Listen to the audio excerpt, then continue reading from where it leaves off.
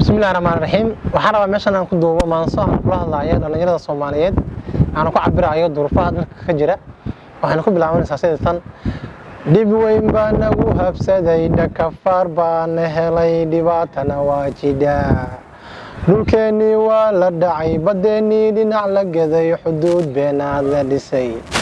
dhirteeni waa la gubay shidaalkeeni la dhuray xoolaha dhadegay la qaad kuwii soo dhicin lahaa cadowga naga dhicin lahaa dharbaaxada cinin lahaa dhinaca hawl jiriyo tahriib baa lagu dhafriyay dhoof baa kulli lagu qulqulay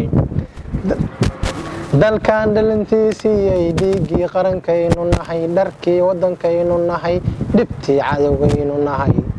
dhigtii dowladnimada iyo waxaan nahay udub dhaxaad dhibkan lama waaraye dhaawaca ku idhay lahaa dhayihii wadankaynu nahay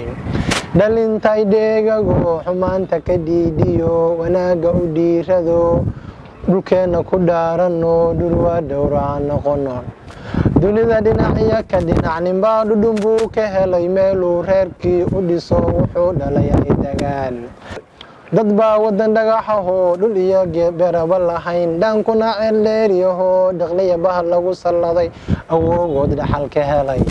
markay dhagaxii qoreen ka dhisay daarahan qorxoon dhirtiina beertayo intay dheeman ciidii ka helay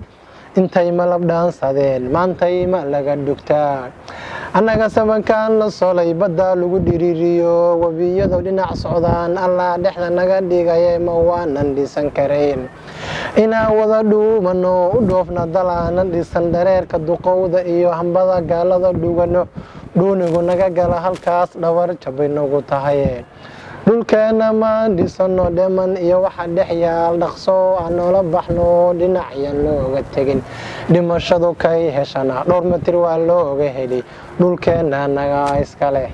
dhulkeena Soomaaliya naga iskale